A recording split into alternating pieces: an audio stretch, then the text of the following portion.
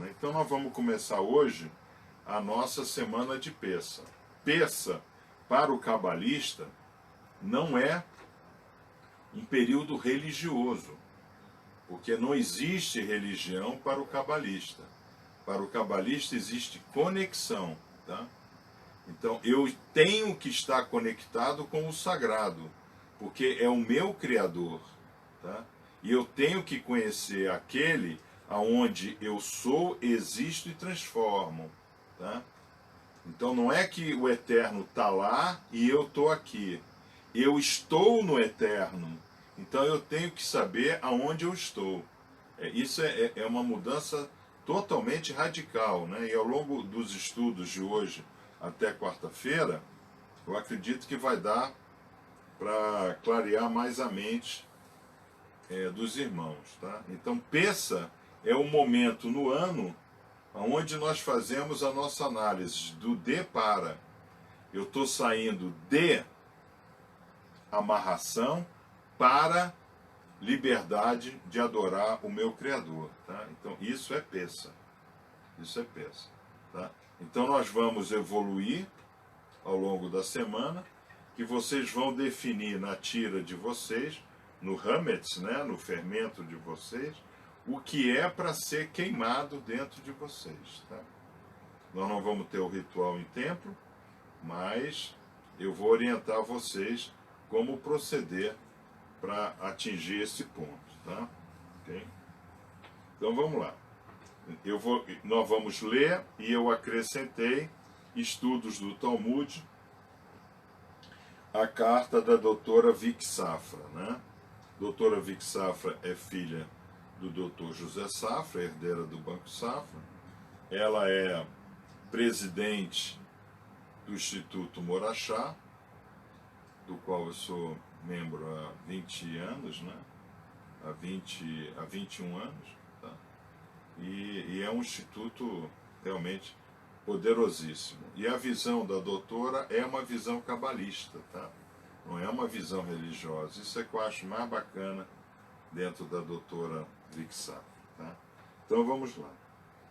A festa judaica que celebra a liberdade é o ritual mais antigo do mundo, ok? Então a doutora já começa a carta definindo o que é Pessa. Pessa é um ritual para nós obtermos a liberdade, tá? Para nós obtermos a liberdade. Hoje nós estamos presos a alguma coisa, tá? Seja um vício, seja uma paixão, seja um desejo material, tá? Mas hoje nós estamos vivendo. Eu agora estou sem aquele negocinho, aquele laser queimou mesmo. Comprar coisa assim barata não adianta, né? O barato sempre sai caro, né? Então Pessa é um momento aonde eu vou meditar sobre desejo e propósito, tá? Matará é o propósito divino. Ratzon são os meus desejos de homem. Agora é muito interessante, porque o desejo do sagrado, o propósito do sagrado, é chamado também de Ratzon Elohim, né? Tá? Então nós temos o nosso Ratzon, que tem que ser um matará. O nosso desejo, ele tem que estar dentro de um propósito, tá? Então vamos continuar. Pessa nunca perdeu seu poder de inspirar a imaginação de sucessivas gerações da humanidade, com sua dramática história revivida ano a ano. Então, por isso que o nome do livro de Pessa se chama Haggadah Persa. É uma história, tá? Então, é uma história. Por isso que aqui, quando eu estou fazendo a minha meditação, eu vou pensar em história, tá? Então, eu vou remeter esta semana a histórias na minha cabeça, tá? Então tudo é mental. Então eu vou remeter a histórias, né? Que história está me prendendo, tá? Uma paixão. Quando tudo parecia perdido para o povo de Israel, quando a intensidade da escravidão chegou ao seu ápice, iniciou-se o processo de libertação dos filhos de Israel, de Bnei Israel, tá? Então, normalmente isso ocorre quando nós atingimos um ápice de sofrimento, aí o Eterno, se nós o buscamos, né, ele vem em nosso auxílio. Então nós estamos vendo agora, né, por exemplo, nos Estados Unidos, né, eles estão falando, vai ser o ponto máximo, né, da mortandade, né, na Espanha, na Itália, né. Então todo mundo está aí tipo festejando que está morrendo menos, hoje tem menos morto do que teve ontem, tá? Então isso é o ápice, né? É o ponto máximo. Então Israel estava no seu ponto máximo de sofrimento. Então, nesse momento, eu já estou orientando você. Nesse momento, nós estamos fazendo o que na maçonaria é chamado de vitriol, né? Visita interior e terra, retificando-se em vienes ocultem lapidem, né? Nós estamos aqui meditando, nós estamos nesse ponto meditando. Nós estamos com essa grande disputa aqui, índoles e méritos. Índoles e méritos. Então, o que nesse momento está colocando o meu nível de sofrimento alto? Nós sabemos que o coronavírus, a sentença é Nínive, não é de morte, é de pavor da morte. Pachad mevot. Né? Nós vimos isso. Tá? Então, nesse momento, qual é o maior pavor que habita no coração do irmão? Tá? Porque desse ponto é que nós vamos partir para o nosso Pêssah. Tá? Tanto assim que hoje nós vamos estudar isso, amanhã e depois nós vamos estudar o recebimento da Torá, né? Por que receber a Torá, e a Parashá do Shabat, nós vamos começar de Shabat a Shabat, a Parashá de Shemini. Tá? Aí vou perguntar ao mestre Hendricks, por que de Shabat a Shabat a Parashá de Shemini? Eu acho que ele vai saber responder com facilidade. Tá? Mas o venerável Anderson também pode tentar responder aí. Tá? Isso é... Só os cabalistas fazem isso, só os cabalistas. Os religiosos, no Shabat, vão só estudar a Parashá do Shabat. E Shemini vão estudar lá no outro Shabat. Mas como é que é chamado o outro Shabat? Nós temos Shabat de Pêssah e temos outro Shabat. Como é que ele é chamado? Tá? Isso é importante nós entendermos. Tá? Então, agora, nesse momento, vocês já comecem a mentalizar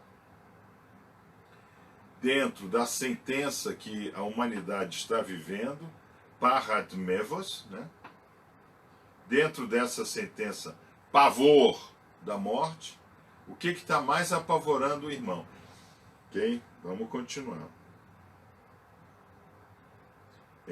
Chegou ao ápice, iniciou-se o processo de libertação de Bnei Israel. Deus enviou Moshe para os libertar e os levar de volta à pátria ancestral, aonde habitou Avram Avinu, né?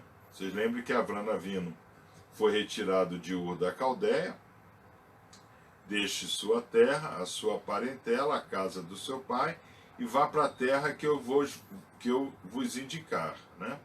Eles foram para Padan Aram, eles foram para a terra de Padan Aram, para as planícies que recebeu o nome de Harã, porque lá morreu e foi enterrado o irmão de Avram Avinu, né? Muito bem.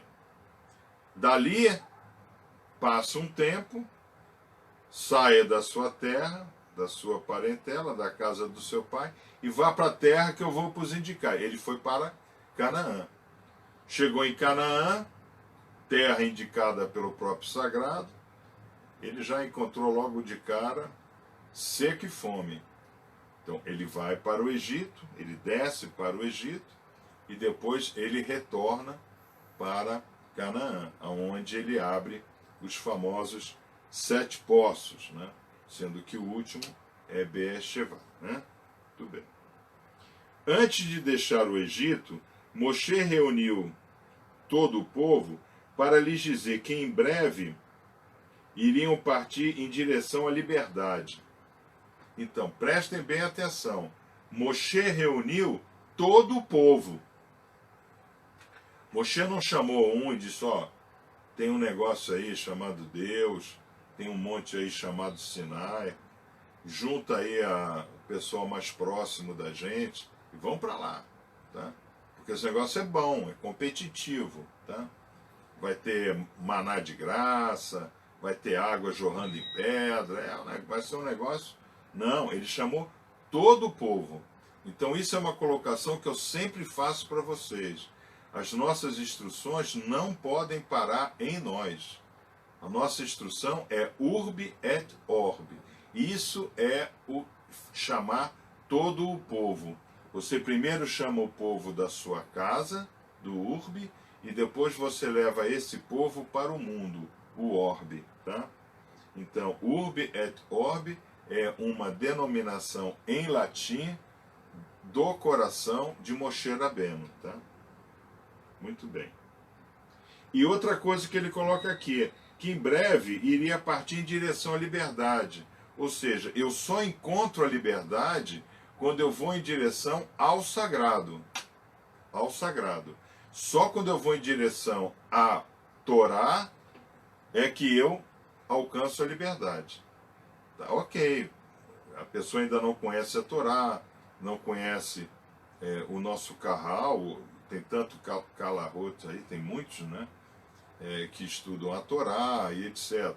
O irmão não conhece, ele procura uma religião, não tem problema. Mas ele não pode se tornar um idólatra. Porque qual é o problema das religiões? A religião alimenta a idolatria, tá? Então, você pode ir na boa intenção buscar o sagrado em uma religião, mas acabar se tornando um idólatra maior ainda do que você era. Mas nessa hora, Moshe não falou sobre a liberdade, mas sobre a educação, tá? Então, vamos começar a entender como é que Moshe agia, tá?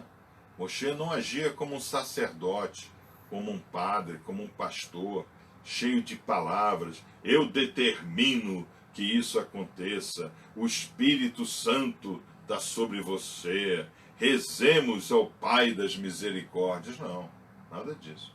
Moshe Rabbeinu não agia assim. Moshe Rabbeinu era um grande mestre. Por isso que ele foi chamado de Moshe Rabbeinu, nosso mestre. E mais ninguém na humanidade pode ter esse título, o Ha-Rabbeinu. Tá? Dirigiu seu olhar não para o futuro imediato, mas para o futuro distante. Tá? Prestem bem atenção. Então, ele tirou o foco do povo assim, ó, vocês vão se ver livre do faraó, viu? Tá? Vão se ver livre do faraó. Vão para o morro que vocês vão se ver livre do faraó. Não, não, não. Como é que ele fez? Ele não focou nos adultos, ele focou nas crianças. Fez uma constatação fundamental. Pode ser difícil escapar da tirania. No entanto, é ainda mais difícil construir e manter uma sociedade livre se a geração futura não estiver educada. Então, Pessa é um tapa na cara do Brasil. Tá? Eu me lembro há uns 5, 7 anos atrás, 5 anos atrás, quando se começou esse negócio de Dilma tem que ser caçada, que papapau e coisa e tal. Eu fiz um programa até com o Major Olímpio, tá? Esse que agora é senador, né? E eu disse, sim, nós precisamos de uma intervenção militar, mas não na política, na educação. A educação no Brasil tinha que ser algo totalmente separado do governo federal. A educação no Brasil tinha que ser um vetor, um drive nacional independente, onde as pessoas elas votariam para o líder da educação nacional, pelo Moshe Rabbeinu. Que Moshe Rabbeinu continuou Rabbeinu, mas ele chegou e fez quem? Ele chegou e fez lá o Aaron, seu irmão, sumo sacerdote, e ele ainda colocou do seu espírito em cima de outros 70, ainda criou o Congresso lá naquela época. Mas ele continuou o quê? O grande mestre. Né? Então nós não temos no Brasil essa linha de educação. E aí o Major, né, discutindo, né, ele e eu temos um respeito mútuo muito grande, né? Eu até votei nele, confesso a vocês. Tá? Também não tinha opção nenhuma, né? Tá? Então eu votei nele. Tá? Mas ele é truculento, né? Ele é um tipo troglodita da PM, né? Então ele falou, mas professor, explica melhor, né? E eu disse, eu explico. Em 98 eu tive em um workshop de 3 semanas em Chicago, onde a maior preocupação do governo americano era ver que no ano 2050 o nível educacional dos jovens chineses estariam muito mais avançados do que os dos jovens americanos. Tá? Então, para o americano, né, para o inglês, né, nós sabemos que educação é a pedra angular da sociedade. Tá? Então, é isso, essa é a primeira lição que nós estamos tirando de Pessa. Né? Pessa é educação. Tá? E a longo prazo, há uma maneira, não há uma maneira de... O óculos está complicado, o óculos não ficou bom, mas eu coloco aqui. Então, para defender um país, é preciso um exército, mas para defender uma civilização, é necessário haver instrução. Vocês entenderam? Para defender um país, você precisa de um exército, mas para você construir uma nação, você precisa de educação. Tá? Vocês estão vendo? Né? Quer dizer, o pessoal aí, né, os religiosos, né, tem o grupo que vai fazer a Páscoa com ovo de Páscoa, né? Tá? Então, como é que é medido a Páscoa do católico? Em quilo de chocolate. Como é que é medido a Páscoa do judeu? Por Seder, né? Por jantar e etc. Tá? Então, é um momento complicado, né? Que nós vivemos no Brasil, né? Que nós não temos essa consciência da educação. É necessário transmitir aos nossos descendentes nossos conhecimentos, valores e história. Tá? Então, quando Moshe Rabbeinu ele chama o povo para dizer, teremos a noite de Pessa. Nós iremos ao encontro do Deus que se revelou a Abraão, Isaac e Jacó. Tá? Ele conta a história. Ele está preservando a história de uma nação. Tá? Isso é muito importante. Então aí nós vamos para o primeiro estudo. Educação. Tá? Educação. Vamos ver aqui aonde está a educação. Tudo isso são trechos do Talmud. Tá? São trechos do Talmud. Então, eu já separei aqui. Tá? Educação. Educação. Rinur. Tá? Você se lembra da palavra Hanukkah e Hanukkah, né? Hanukkah, tá? Que é candelabro de 9, né? Que é transferir. Então, o que representa Hanukkah? Transferir cultura, conhecimento de uma luz para outra, tá? Então, a nossa sociedade atual é uma sociedade das trevas. Então, é uma sociedade que não consegue transferir luz. Então, nós não sabemos o que é a Hanukkah. Tá? Vamos lá. Eduque cada criança de acordo com suas tendências, que elas não se desviarão no caminho quando crescerem. Isso está em Provérbios 22:6, tá? Ou seja, eduque a criança no caminho, tá? Então, a criança está crescendo com bons hábitos, os pais viram como deveria, qual é a tendência, né, dessa criança no mundo profissional, no mundo espiritual. Então ela tem que ser criada no caminho dela, não no caminho do pai e da mãe, né? Ah, eu quero, né? Tem até essa piada, né? Que o anjo Gabriel, né, chega lá para Maria e diz: ó, e você terá agora um filho que será chamado de Machia. Aí ela pergunta: mas tem diploma esse negócio? Dá para colocar na parede? Né? Aí o anjo Gabriel diz: não, não tem diploma não. Ele vai para a cruz. Não, isso eu não quero. Isso eu não quero. Eu quero meu filho advogado. Tá? Então, isso é muito complicado, né? E a gente tende a querer educar nosso filho no nosso caminho, mas não é o nosso caminho. Cada um tem o seu caminho. Tá? Ensine a Torá e as mitzvot e a seus filhos. Habitue-os a se contentar com pouco. Tá? Isso é um problema que a sociedade hoje brasileira, independente do grau de nível econômico, não consegue educar. Tá? E isso sempre foi uma coisa que eu prestei muita atenção naqueles 3 anos que eu andei de metrô e CPTM. Né? Eu via mães muito humildes, vestidas realmente com roupas bem humildes. Do lado, um inútil de 15, 16 anos de idade, todo paramentado de roupa de grife, tênis Nike, calça Adidas e chapéu não sei o que, e óculos, e a mãe humilde ali. Então a gente via, né, que a ignorância educacional, ela não é uma coisa só da classe mais alta que gera filhinho de papai.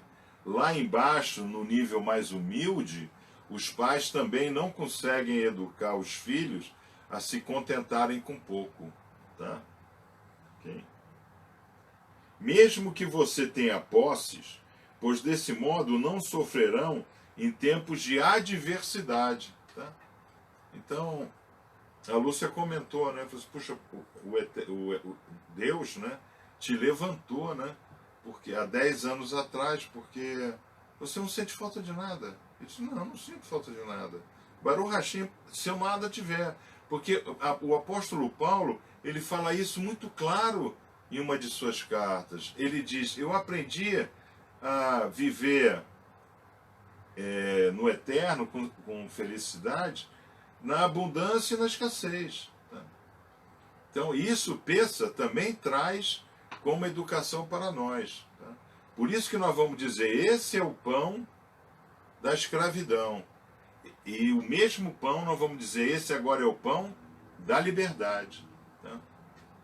Então isso é importante. Tá? Crie seus filhos de modo que se tornem adultos respeitosos, modestos e tolerantes. Mantenham-nos afastados das más companhias, da leviandade e das juras. Tá? Então, isso daqui, no mundo judaico, é seríssimo. Tá? Seríssimo. O judeuzinho arruma uma namorada, o primeiro ato dos pais é querer conhecer a família da namorada e a namorada querer conhecer a família do rapaz. É preciso muita sensibilidade para compreender a mente e lidar com uma criança de forma adequada e apropriada. Abrir o coração, pedir que Deus abra o nosso coração para que a gente saiba educar nossos filhos. Então, incrível, porque como primeira mensagem de Peça, o Talmud nos traz educação infantil. Tá? Olha só. Tá? Porque Moshe Rabbeinu se dirige às gerações futuras. Ele não dirige ao marmanjo que está ali dizendo, opa, vou ter maná de graça, você entendeu? As gerações futuras, tá? Vamos continuando. Vocês estão aproveitando a instrução? O mestre Hendricks, farei uma comparação. Viver de peça em peça é como seguir de uma loja de São João para outra loja de São João. Justo e perfeito, não resta a menor dúvida. Não resta a menor dúvida. Por quê? Porque no nosso telhamento, nós vamos dizer, né, nós viemos aprender, aumentar o nosso conhecimento e conseguir um lugar no meio de vós. Muitas nações alcançaram grandes alturas quando confrontadas com perigos e dificuldades. O verdadeiro teste para uma nação, no entanto, não é sobreviver às crises, mas poder fazê-lo quando tudo corre bem. Tá? Então, quando nós estamos em um momento propício da nossa vida, aí nós temos condições de buscar a mudança. Tá? Então, lá no nosso portal, nós vamos estudar processos de melhoria contínua e processos de rompimento. O que é o coronavírus? É um processo de rompimento colocado pela governança. Para! Não tem aquela música? Senhor juiz, pare! Agora, né? Tem aquela música. Era da Vanderleia, né? Eu acho que a maioria aí nem conheceu Vanderleia. Tá? Mas tinha aquela música. Senhor juiz, pare! Agora, então, o que a governança fez? Halt civilization. Parou toda a civilização. Toda a civilização está parada por uma criatura, como nós somos criaturas, o vírus também é uma criatura, só que é uma criatura de 4 nanos. 4 nanos. 4 vezes 10 elevado a menos 21. Não é o Godzilla, vocês entenderam? Porque a gente tem a ideia que a nossa civilização só consegue ser paralisada por um ataque de Godzilla, né? É sempre em Nova York o ataque, né? O coronavírus, ninguém viu ele na Quinta Avenida, mas ele parou a Quinta Avenida. Está parado Nova York, você entendeu? Então, é um processo de rompimento. Então, o que está escrito? Está escrito lá na Guemará, na discussão rabínica, né? Vocês já viram que o Talmud são rabinos, né? Discutindo entre si, né? Tá? Estabelecendo, né? Consciência de sabedoria. Lá na Guemará, Rabi Abba e Rabi Shimon, eles falam o quê? Eles falam que uma grande praga viria devido a quê? Devido à imoralidade, ao Lashon Hará e à materialidade, que o homem iria buscar insanemente.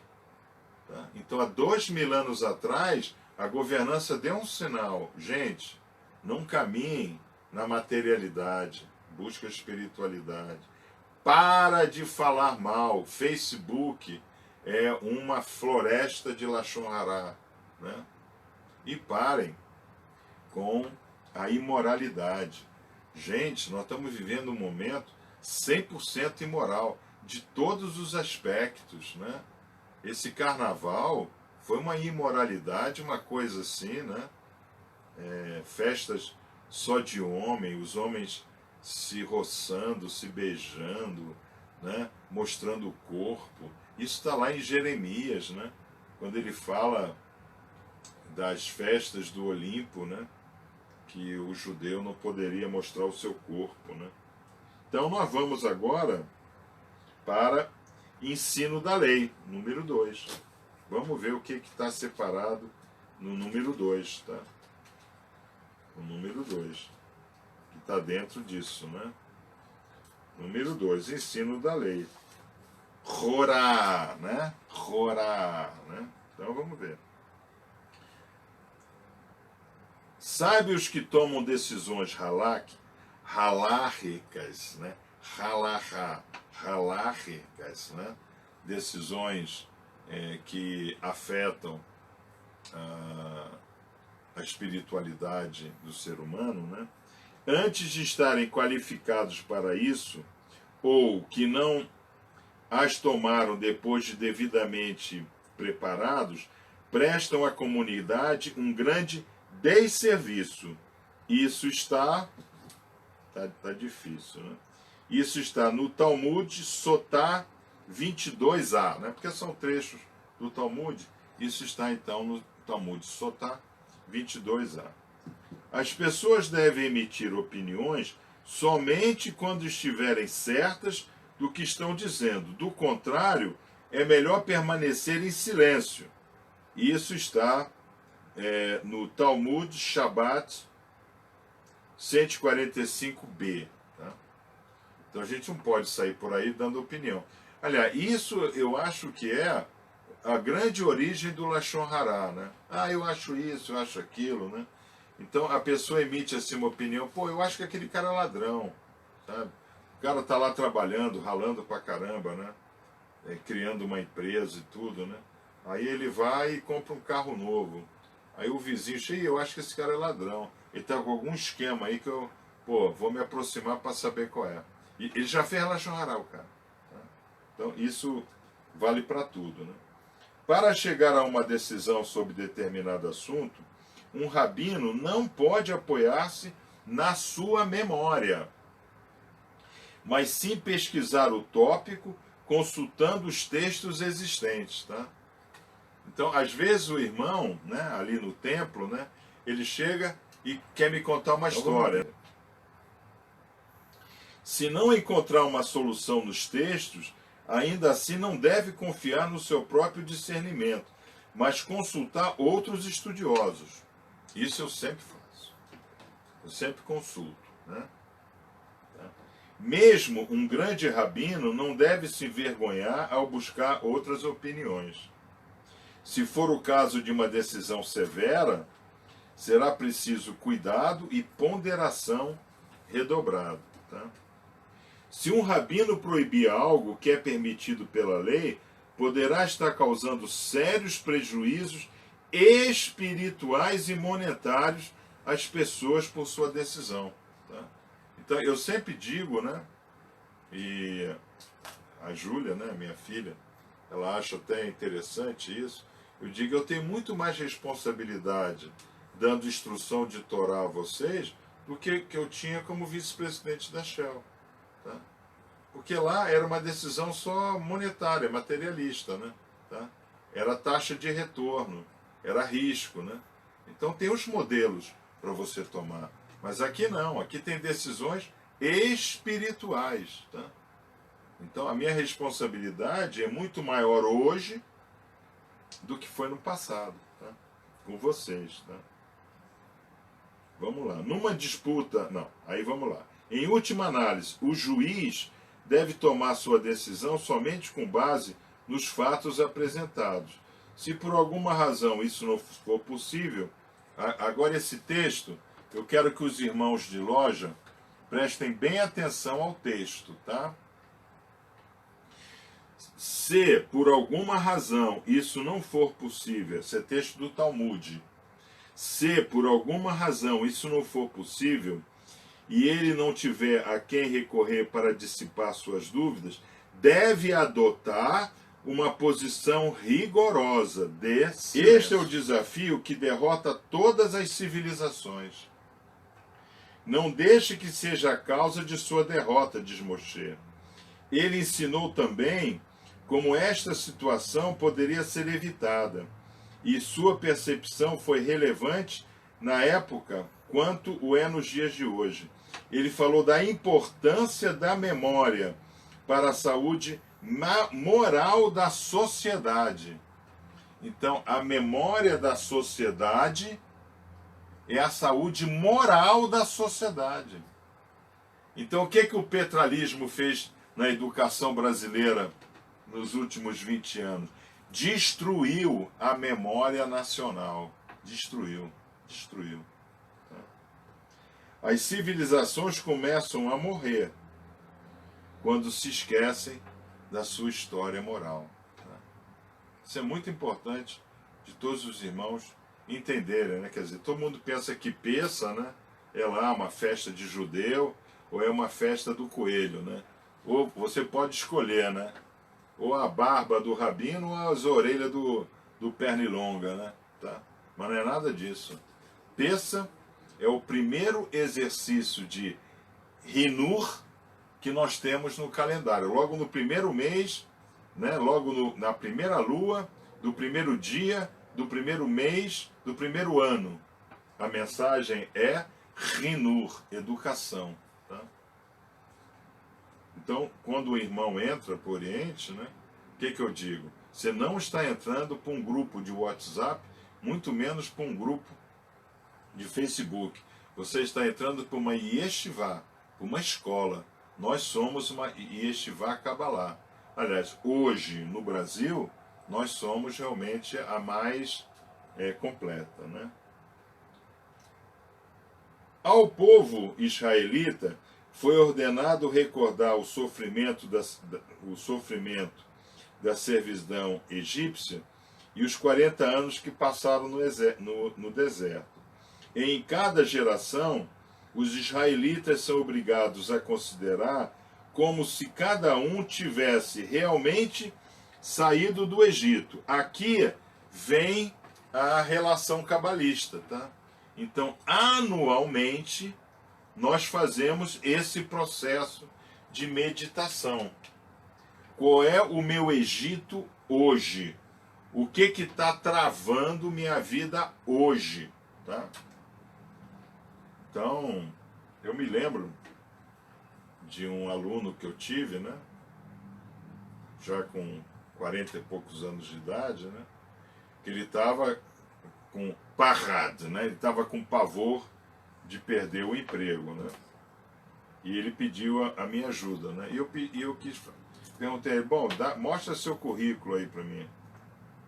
Aí ele falou assim, eu trabalho na empresa há 28 anos. Eu digo, ok, isso aí não é currículo. Tá? Olha, isso é até incompetência, né? Porque você trabalhar 28 anos numa empresa e tá com medo de perder o emprego, isso não é currículo.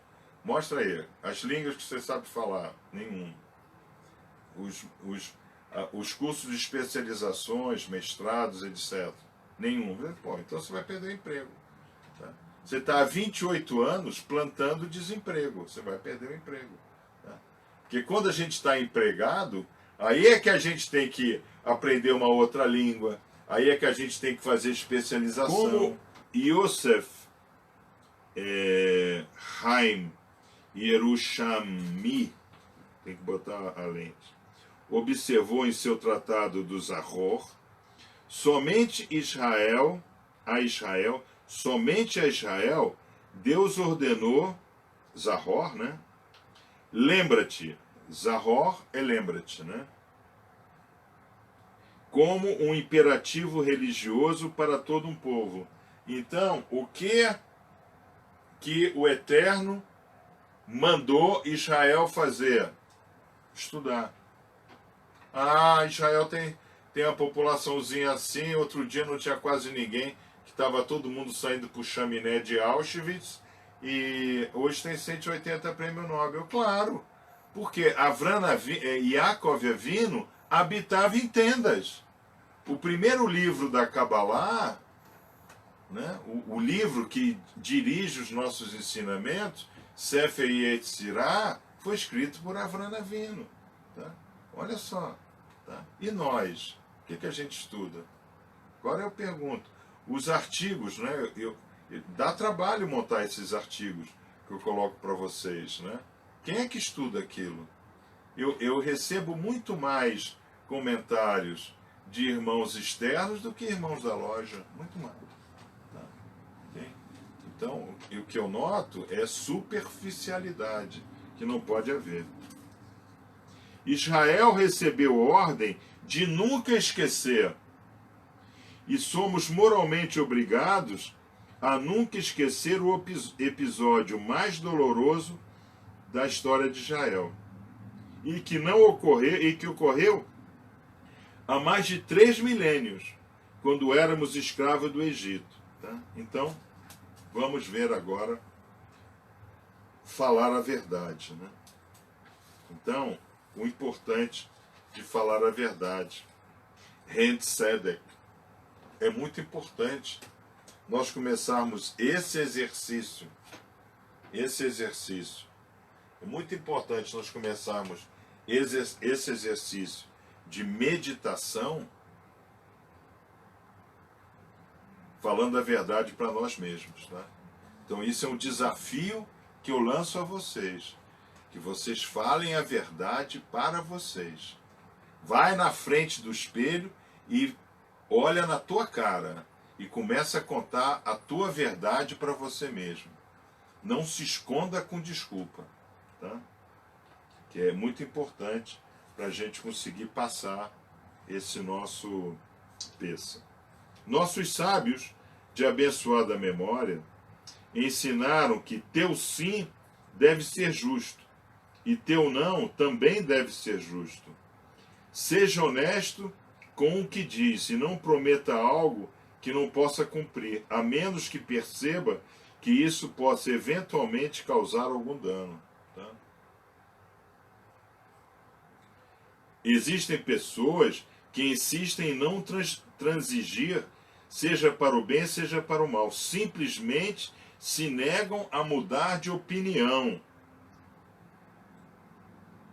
Até mesmo sobre si mesmo. Que ela chega e fala, viu, fulano? A empresa mudou de dono, né? Você viu? Ah, é, eu vi. Mas conosco nada vai mudar. Porque a empresa não vive sem nós. Nós somos a âncora dessa empresa. Nós somos a quilha da empresa. Nós é que damos equilíbrio à empresa. Tá? Aí muda. Muda. Dá 3 meses, tá todo mundo na rua. Tá? Por quê? Porque o novo dono manda puxar o currículo. Puxa a capivara desse povo aí. Pô, esse povo, esse daqui, isso não serve, tá? Há 28 anos na empresa, na mesma função? Não. Eu quero gente que possa ver à frente. Gente que possa andar para frente. Tá? Isso daqui não é uma quilha que dá equilíbrio, é uma âncora que não deixa a empresa sair do porto. Tá? Seja rigoroso e consistente com teus filhos, para ensinar-lhes a importância de manter a palavra. Então, isso aqui é uma coisa muito importante. Eu dei consultoria em uma empresa, até em Sorocaba, na terra lá do nosso querido mestre Hendrix, né? No meio, aí eu estava apresentando, né, a primeira reunião de trabalho e tudo, né? Aí o dono da empresa vira e fala, não, aqui, professor, isso não funciona assim. Porque eu já ensinei a meus filhos, que serão meus herdeiros na empresa, que a grande virtude do homem de negócio é saber mijar para trás. Dei minha palavra. Aí depois eu vejo que aquilo pode me causar prejuízo. Nunca falei isso. Entendeste errado. Mijar para trás faz parte da política dessa empresa. Olha só. Um empresário até grande em Sorocaba. Tá?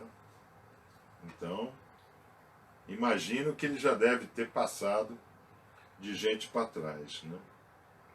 Nossos sábios ensinaram que temos que ser flexíveis como o junco e não duros como o cedro. Isso está no Talmud. No Talmud Ta'anit, eu acho. No Talmud Ta'anit 20b. Então isso é uma tirada do Talmud Ta'anit, tá? Okay? Vamos continuar. Tá? Durante o Holocausto, o povo de Israel sofreu uma campanha de genocídio muito mais cruel do que a enfrentada pelos antepassados no Egito. Na época, muitos acreditaram estar presenciando o fim do povo judeu e da fé judaica.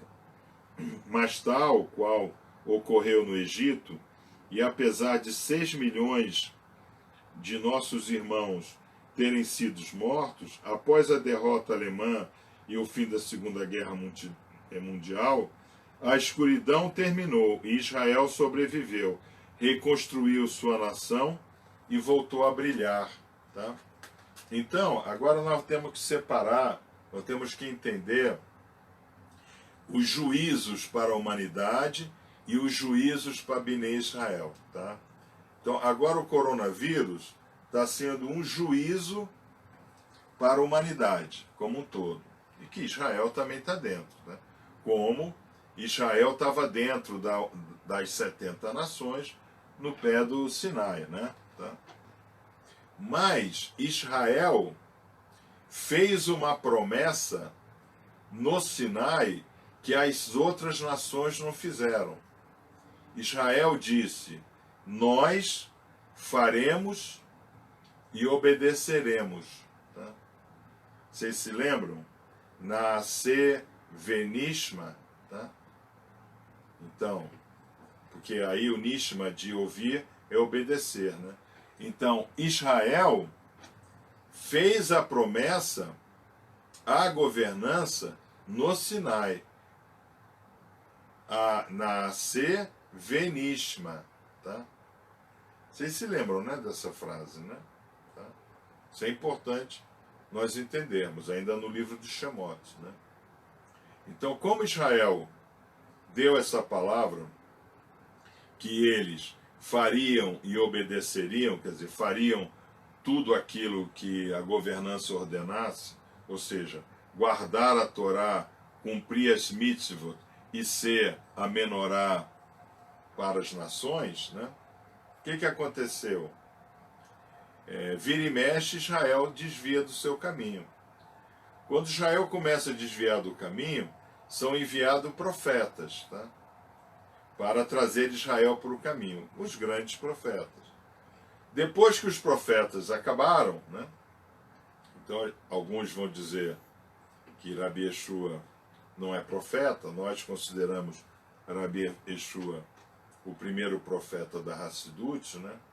Antes de haver o Holocausto, a governança mandou um grande profeta, né?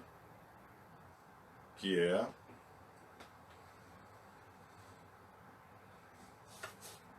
esse daqui. Esse daqui. Então, o que o Rabi Seymour Zayner de Iliad ele fez? Ele escreveu esse tratado chamado Tânia, né? Tânia é um acróstico, né? Seja um sadique e nunca um hará, né? E nunca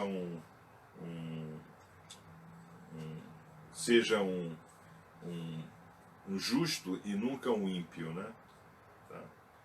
E ele escreve isso daqui e o povo de Israel continua a viver como se nada tivesse ocorrido. Tem gerações, né? Hoje eu acho que já estão no oitavo, né? No oitavo Rebbe de Lubavitch, né? Que é o Rebbe do Rabat, né? Mas ele ele ficou 21 anos para escrever esse tratado. O povo judeu não deu atenção. O povo judeu foi quem bancou a instituição do nazismo na Alemanha. 1/3 do esforço de guerra vieram de grandes famílias judaicas alemães, tá? E eles falavam, não o ano que vem em Jerusalém, mas o ano que vem em Berlim, tá? Tanto assim, irmãos, que o slogan da Alemanha era exatamente o slogan judaico, né? Um reino, um Mashiach.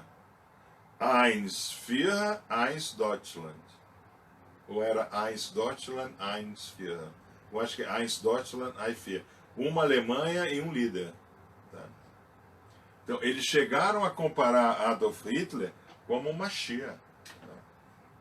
Então, aí vem o que eu queria falar para vocês. Como esse povo, no pé do Sinai, ele falou, Nascer venishma, tá? Ele se comprometeu, e ele é o guardião da Torá, ele é o guardião da Torá. Tá? O que acontece? O povo de Israel, ele não sofre mishpat, juízo, no mundo vindouro. Ele sofre agora, em vida. Tá? Tá? Então, quando Israel, por exemplo, já é um país julgado pelo sagrado. Lá já houve o julgamento sobre Israel. Tá? Nós passamos por essas crises. Então nós passamos por gripe espanhola, nós passamos por peste bubônica, os japoneses tomam na cara 2 bombas atômicas, né? Os russos tomam na cara um Stalin que matou 65 milhões, os chineses 90 milhões. Esse julgamento é o julgamento dos homens. Continua acontecendo aqui, tá? Esse julgamento que nós estamos recebendo agora, Israel está dentro, mas morreu uma pessoa só lá, né? De coronavírus, né? Hoje, inclusive, eu fiquei bastante abalado ao saber que o Boris Johnson, né, o Prime Minister, né, ele está em uma situação bem complicada no St. Thomas Hospital, em Londres, né? Vocês entenderam isso que eu falei para vocês? Isso é muito importante vocês entenderem, tá? Porque nós estamos vivendo um momento de mishpat, tá? Então, tem gerações que não vivem esse momento de mishpat, tá? Mas nós somos uma geração que estamos vivendo. Por isso que Rabi Yeshua, lá em Marcos 13, ele vai dizer, essa geração não passará sem que tudo ocorra, tá? Então essa geração somos nós, tá? Nós somos a geração de Caim, tá? Vamos continuar. Assim como a geração dos judeus cujos filhos foram lançados no Nilo, testemunhou no Monte Sinai os milagres e a redenção divina, a geração que passou pelo Holocausto presenciou o milagre do retorno do povo de Israel à terra de Israel e à sua capital. Vocês entenderam? Então, o povo de Israel passa pelo julgamento e pela sentença mishpat, mas já recebe o prêmio. Tá? Nós não. Tá? Nós passamos e não podemos receber prêmio ou não receber prêmio. Tá? Podemos receber ou não receber. Tá? Por exemplo, os Estados Unidos da América do Norte, George Washington, né, ele conseguiu trazer para o recém-criado Estados Unidos da América um grande prêmio da governança. Quando ele disse no king, no pope. Quando ele tirou o papa, né? Quando ele tirou toda essa forma herética, né? Da Igreja de Roma, tá? E estabeleceu um país de doutrina maçônica, né? Maçônica. Dos 10 que assinaram a Constituição norte-americana, 8 eram maçons, né? Da loja da Pensilvânia. É muito bonito o templo lá na Pensilvânia, tá? Vamos continuar. Tá?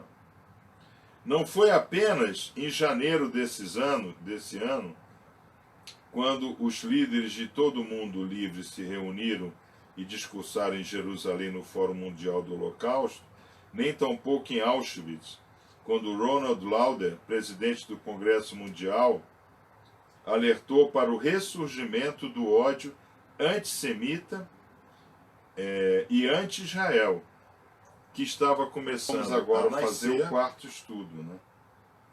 Então, vocês estão vendo que Pessa não é um feriado religioso. Pessa trata de futuro. Pessa trata de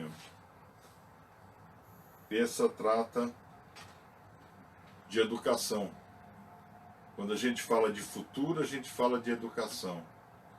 Quando eu falo de romper as amarras da ignorância, eu penso em educação. Então, quando na maçonaria se diz o objetivo do maçom é combater a ignorância, tem que começar pela ignorância dele, né? E normalmente quem fala isso é ignorante, né? Então, Pessa, por exemplo, é um bom momento para nós fazermos essa reflexão, né? O que está faltando de educação, né? Educação formal, né? na minha pessoa, né? Isso é importante, tá? Nós fazemos essa pergunta. Então agora vamos falar de Hametz, né? Agora vamos falar do fermento, né? Tá? Então, eu não vou ler o texto, que é um texto muito longo, tá? E é um texto bem religioso, tá? Eu só vou ler o final dele, que é sobre os mestres cabalistas, tá? Muito importante nós entendermos essa colocação do Hametz, do fermento, né? Rabi Yeshua então fala para os seus discípulos quando eles estão entrando no barco, né? Não se esqueçam do fermento dos fariseus. Aí os discípulos respondem, discutem entre si, né? Trocam lá mensagens do WhatsApp entre si, né? E eles falam, pô, será que o Rabi descobriu que nós esquecemos de trazer pão? Aí Rabi Yeshua ele fala, pô, será que vocês estão realmente preocupados com o pão, com o negócio material? Vocês não viram o que eu acabei de fazer?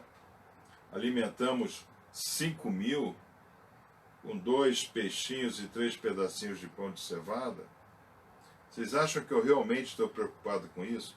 Quer dizer, sempre houve por parte de Rabi Yeshua, né, essa preocupação com a soberba. Tá?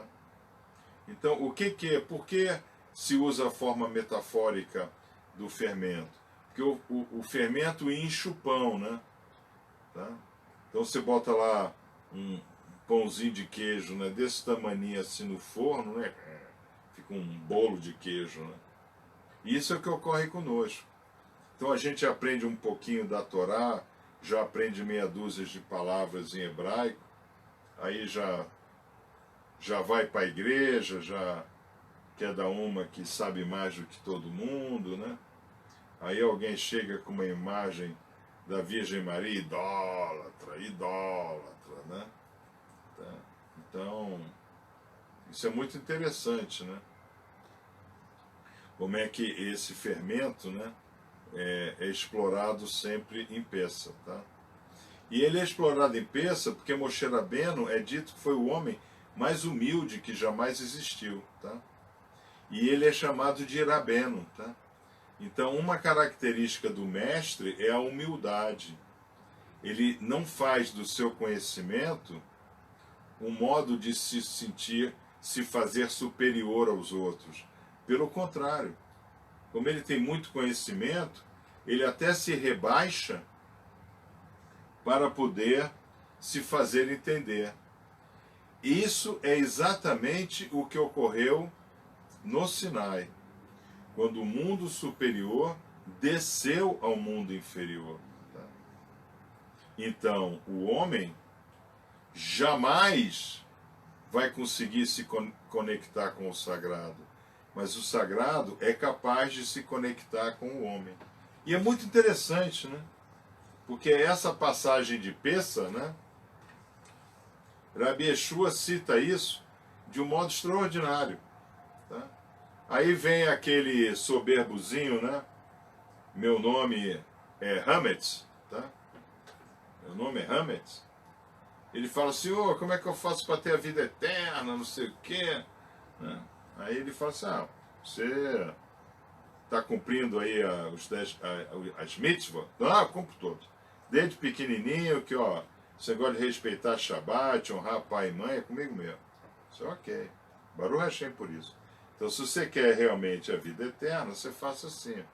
Vai lá, vende tudo que você tem e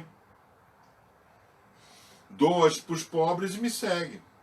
Ah, o rapazinho, coitado, ele saiu ali, é dito, né, nas escrituras, que ele saiu depressivo.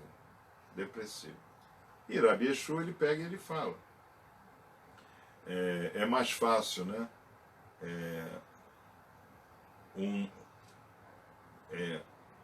o chicote de rabo de camelo, né, de guimel, né, guimel, o chicote do rabo do camelo é chamado de gamel, né?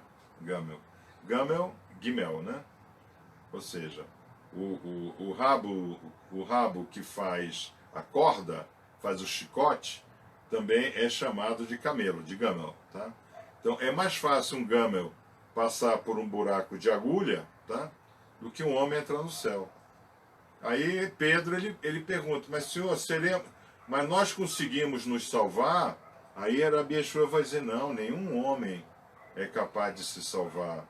Mas para Deus, para Hashem, para o Eterno, eu não sei, porque essas coisas não foram escritas em hebraico, então a gente não sabe se esse Theos que está ali é Adonai ou Hashem, né? Tá? Mas não importa. Para o homem é impossível, mas para Hashem não é impossível, porque para Hashem nada é impossível, tá? Então, Rabi Yeshua, ele está exatamente dando a instrução de Moshe Rabbeinu, tá?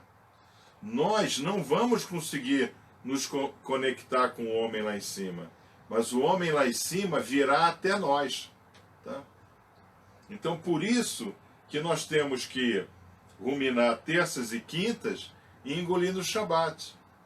Porque enquanto nós estamos ruminando terças e quintas e engolindo no Shabat, o mundo superior vem até nós. Nós vamos, amanhã e quarta-feira, esmiuçar mais essa instrução de Pessa, tá?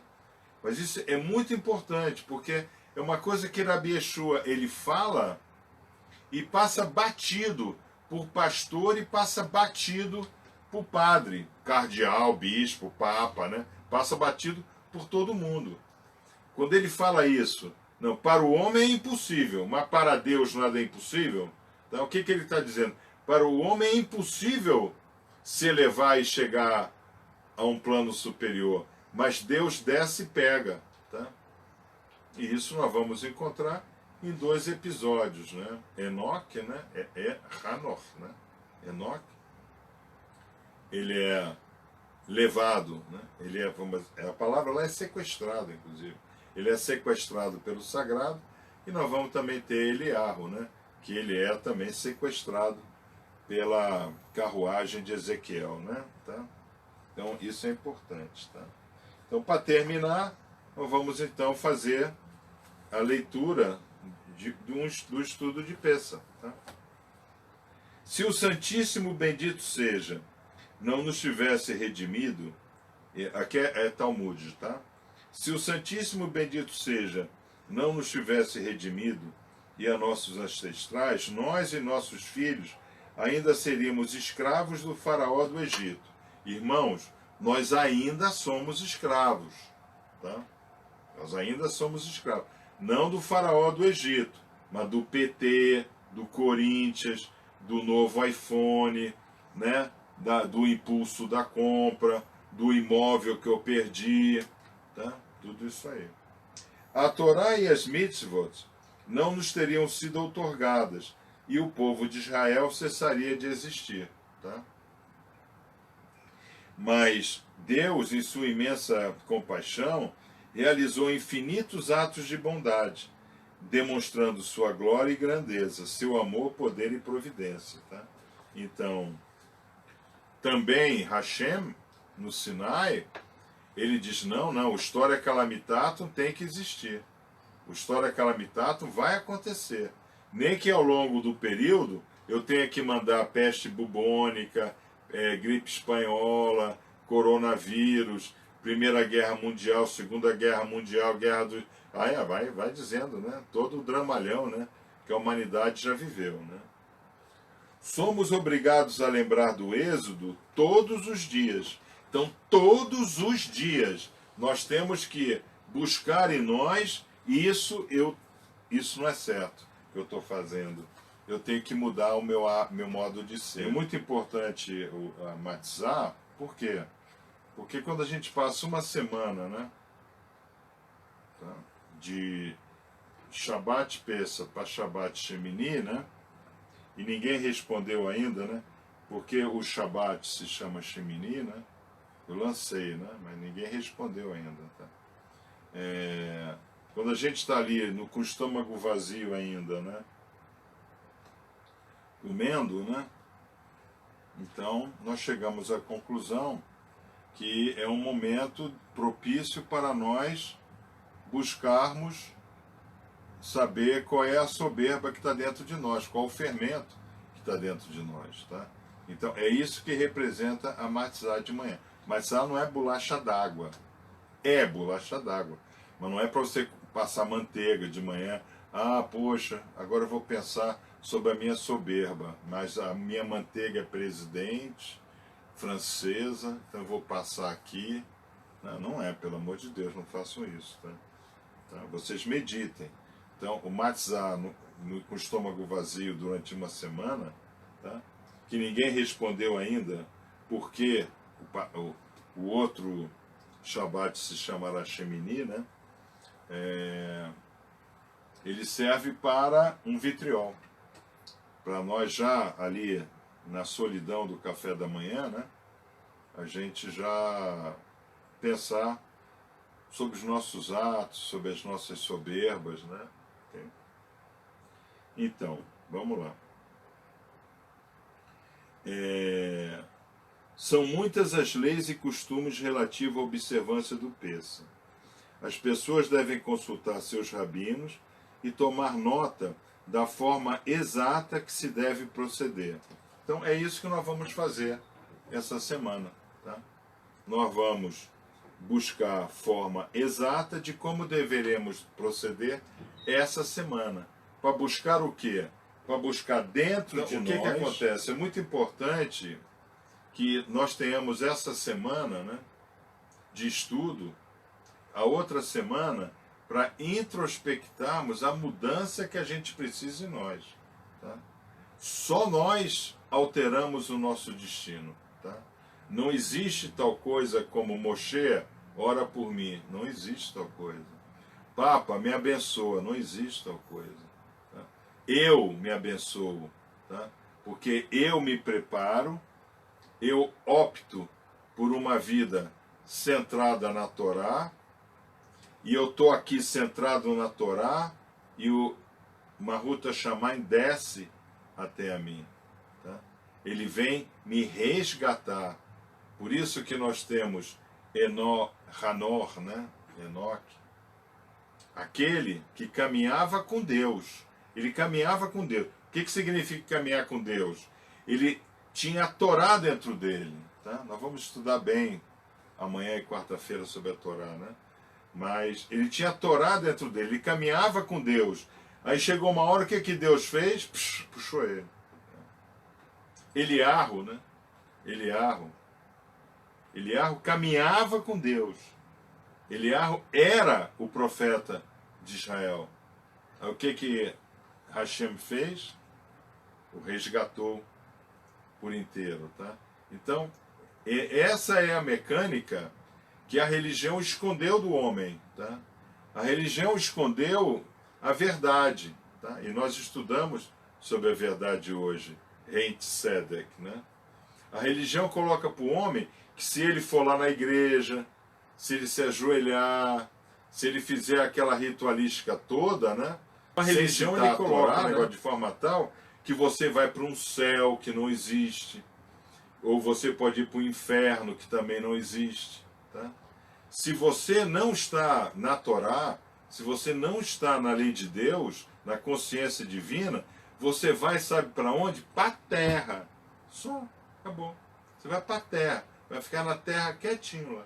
Tá? O seu DNA vai fertilizar a terra. Tá? Agora, se você realmente...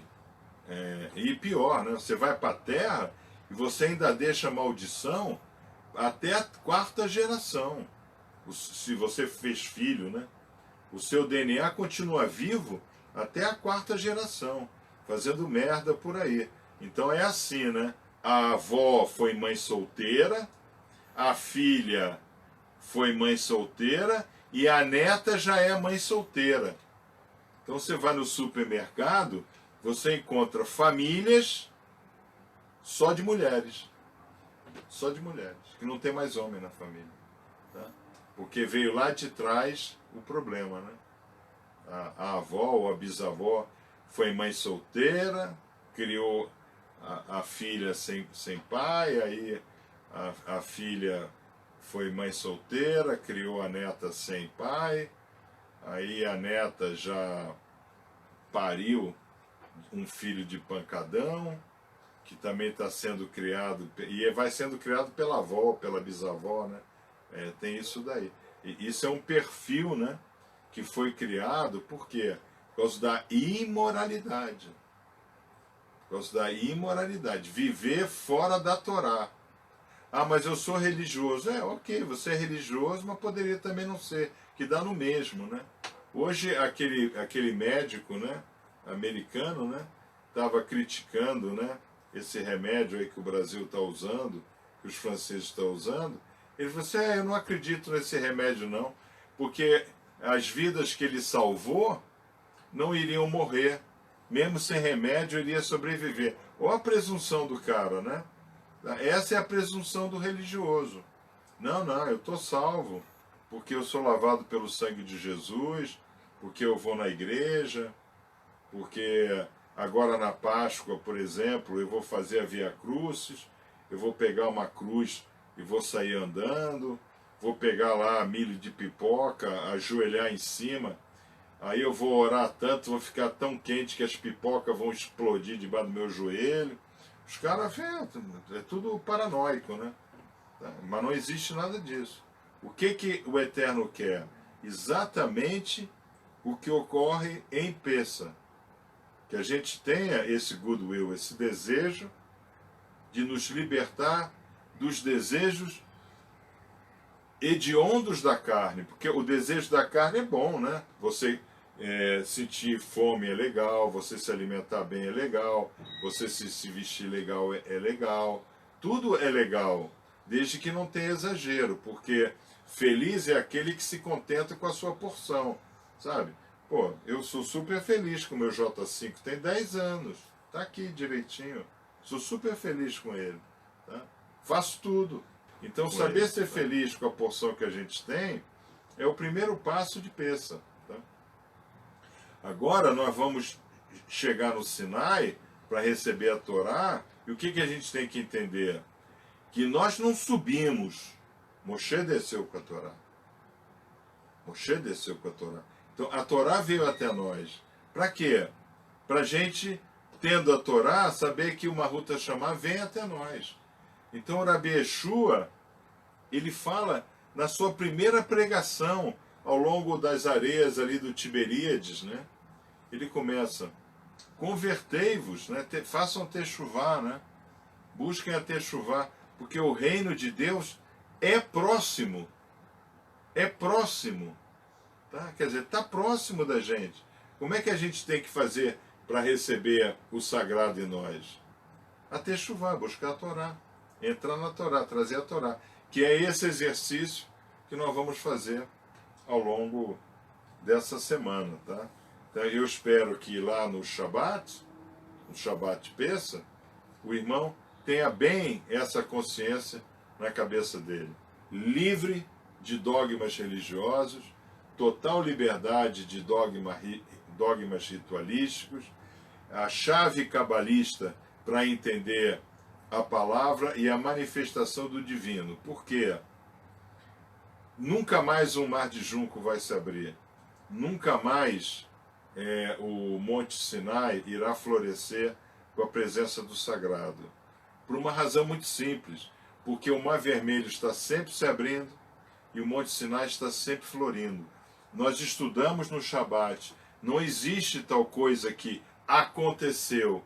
Não existe tal coisa como a criação. Não. A criação é a criação, ela não para. Porque eu me revelei a seus pais como El Shaddai, como vigilante. Mas eu agora me revelo a ti, Moshe Rabbeinu, como Erie Asher Erie. Eu sou aquele que sou. Então, tudo é. Tudo é. Quando a gente está na Torá. Agora, quando nós estamos na religião, foi a Páscoa do ano passado, foi o Papa que morreu. Nós não. Nós somos cabalistas, nós temos a chave da palavra. Isso é ser cabalá, ser um cabalista. é ter a chave do mistério da palavra, tá? E como nós temos isso, nós conseguimos fazer o nosso Pessa totalmente diferente dos ritos religiosos e dos desejos dos religiosos, tá? Então, irmãos, eu fico por aqui. Eu tenho que responder. Mestre Hendrix, a Paraxá se chama Shemini porque é o 8º dia depois de Pessa. Sábado, domingo, segunda, terça, quarta, quinta, sexta, sábado. 8º. Então, por que a Paraxá tem o nome de Shemini? Porque é o 8º de Pessa. Tá? Tão simples quanto isso, tá? Mas eu já coloquei aí para vocês já verem o salto que a gente vai dar durante a semana, tá? Então, espero que vocês tenham aproveitado a instrução de hoje, essa abertura de Pessa, Nitzavim e Haverim. Um Shalom, o Mevorá Haverim.